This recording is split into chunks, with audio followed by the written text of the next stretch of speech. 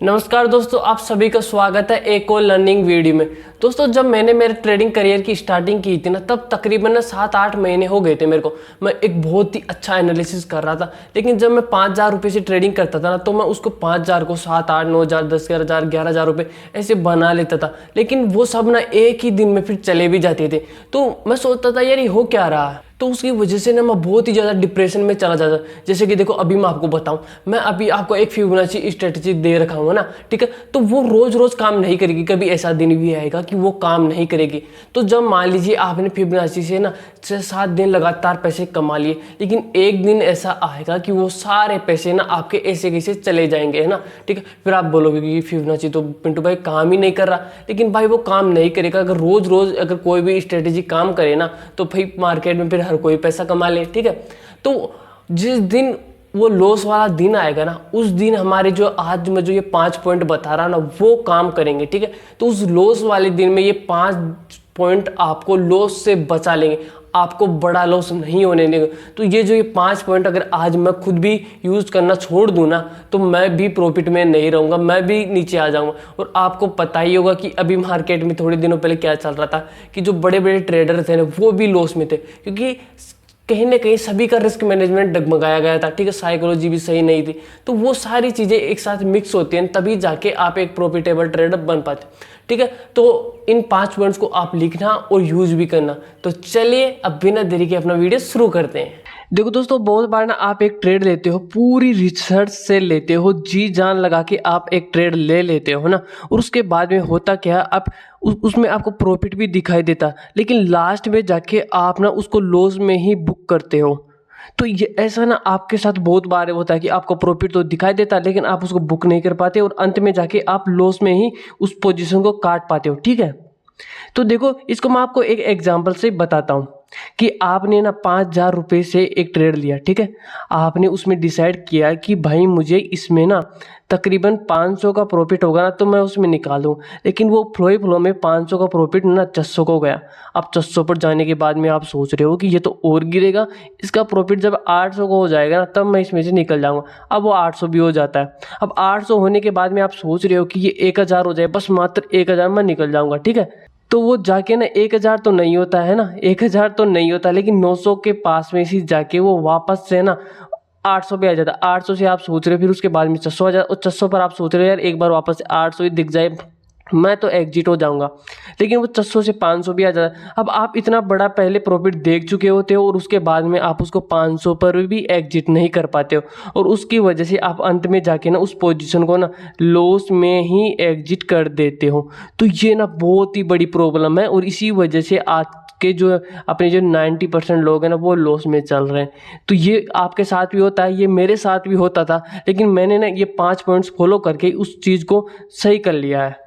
अब देखो दोस्तों, सबसे मोस्ट इम्पोर्टेंट बात ये ना कि ट्रेडिंग में स्ट्रेटेजी कभी भी काम नहीं करती है। वो उसका केवल एक रेशो होता है कि स्ट्रेटेजी केवल 20% ही काम करती है, और जो बाकी की साइकोलॉजी है ना, वो 80% काम करती है। मैं भी इस चीज़ पे बिल्कुल भी बिलीव नहीं करता था कि यार, मैं तो सोचता था यार पैसे तो स्ट्रेटेजी से ही बनेंगे ना, इससे साइकोलॉजी से कहाँ पर पैसे बनेंगे। लेकिन जब धीरे धीरे मैंने रूल्स अपनाने शुरू करे ना, तब जाके मैं प्रॉफिट में आया था। आपको ये चीज़ स्क्रीनशॉट ले लेनी है और कहीं पर भी लिख लो, इसको चिपका लो, इसके दिमाग में डाल लो, इसको अंदर तक, तभी जाके आप प्रॉफिटेबल बन पाओगे।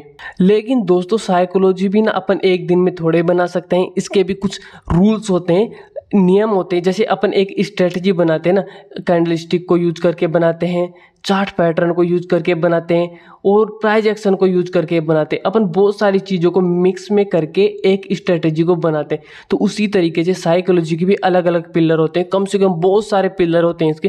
लेकिन आज मैं आपको मोस्ट 5 पिलर बताऊंगा, उन सबको एक नींव खड़ी हो जाएगी आपकी, है ना। उससे आपका प्रॉफिट में इंक्रीज भी होंगे प्रॉफिट आपके, और उसके साथ साथ में ना आपकी साइकोलॉजी भी डेवलप होगी, और आप जो प्रॉफिट देखते हो ना, उसको कभी भी ना हाथ से जाने नहीं दोगे, ये मैं आपकी गारंटी देता हूँ। तो दोस्तों अपना सबसे पहला पॉइंट आता है ना कि आपको हमेशा लॉजिक के साथ में ट्रेड करना, ठीक है। आप अगर कोई भी ट्रेड ले रहे हो ना, उसके पीछे का आपको लॉजिक पता होना चाहिए कि मैं ये भाई ट्रेड क्यों ले रहा हूँ। अगर आप, हो सकता है कि आप सपोर्ट रेजिस्टेंस देख के ट्रेड ले रहे हो सकता है आप कैंडलस्टिक पैटर्न को देख के ट्रेड ले रहे हो सकता है आप प्राइस एक्शन को ट्रेड को देख के ट्रेड ले रहे हो। आपको उस ट्रेड के पीछे का लॉजिक पता होना चाहिए कि मैं यहाँ से ले रहा हूँ ना, कि मैं यहाँ से कॉल साइड जा रहा हूँ कि मार्केट यहाँ से ऊपर जाएगा, तो आपको इसके यहाँ पर कॉल लेने का लॉजिक पता होना चाहिए कि मैं कॉल ले रहा हूँ तो इसके पीछे का क्या लॉजिक है कि मार्केट यहाँ से ऊपर ही जाएगा। अगर आपके पास कोई भी लॉजिक नहीं है ना, तो इसका मतलब आप एक ट्रेडर नहीं हो। क्योंकि जब आप ना किसी भी लॉजिक के आधार पर ट्रेड करोगे ना, तो आप में उसके पीछे के ट्रेड में आपको कॉन्फिडेंस होगा, ठीक है। कॉन्फिडेंस होगा तो आप उस ट्रेड को होल्ड भी कर पाओगे। लेकिन अगर आपके पास कॉन्फिडेंस नहीं होगा तो आप उसको होल्ड नहीं कर पाओगे, और बिना लॉजिक के आप हमेशा ना गलत ही डिसीजन लोगे, आपके डिसीजन कभी भी सही नहीं जाएंगे, ठीक है दोस्तों। अब अपना नेक्स्ट पॉइंट आता है रिस्क रिवार्ड रेशो, ठीक है।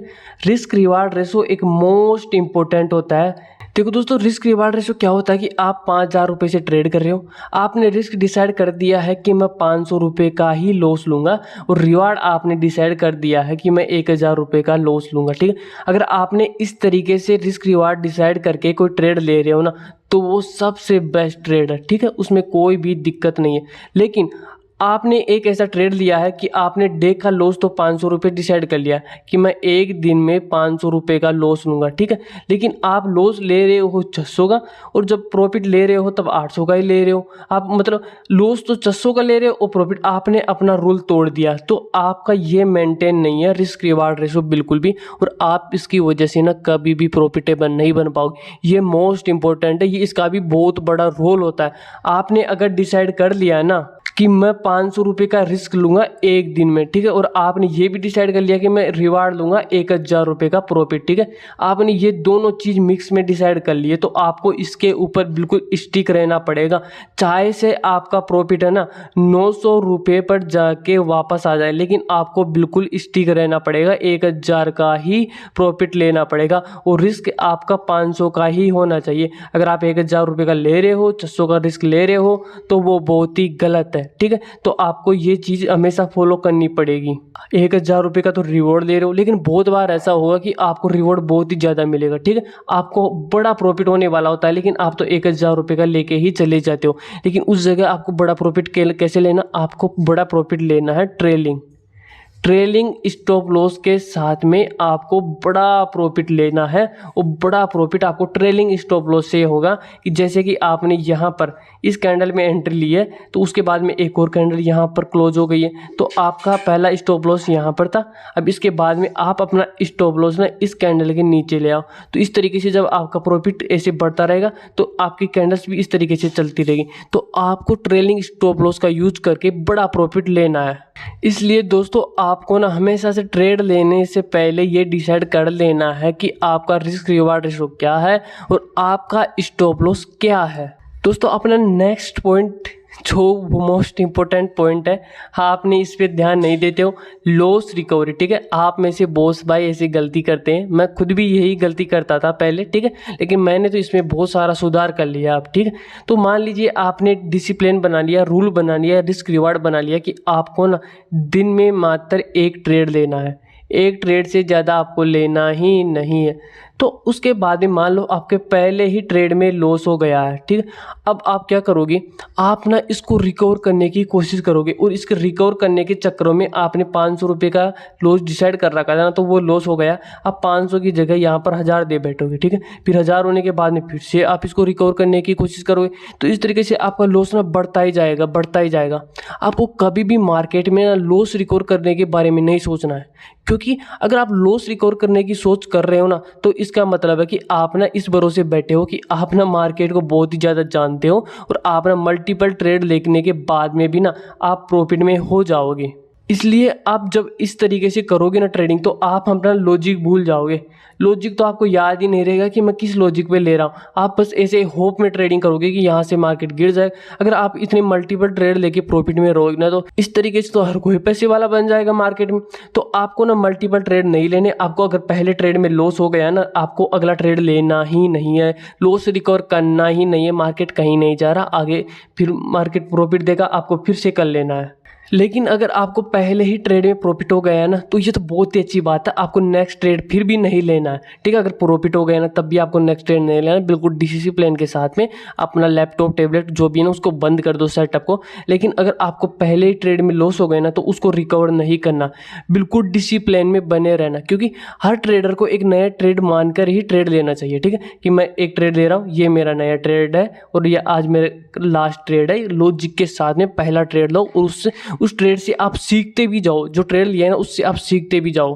तो इस तरीके से जब आप ऐसे ट्रेड करोगे तो आप मतलब आपका लेवल ही ना नेक्स्ट लेवल हो जाएगा, नेक्स्ट लेवल हो जाएगा। और आप इस तरीके से डिसिप्लिन में ट्रेड करोगे ना, आपको मतलब ट्रेडिंग करने में मज़ा भी आएगा। जैसे कि मान लो कि आपने रूल डिसाइड कर लिया, ठीक है, कि आपने 5,000 रुपये से ट्रेडिंग करना शुरू किया, ठीक है, 500 रुपये का लॉस आपने डिसाइड कर लिया, तो आप 500 रुपये का लॉस दिए जाओगे। अगर 10-15 दिन मान लो आपने, ऐसा तो नहीं होगा कि आपने 500 रुपये का लॉस डिसाइड कर लिया ना तो आपको लगातार 500 रुपये का लॉस होता ही जाएगा। ऐसा कोई भी ट्रेडर नहीं है, किसी को भी नहीं होता।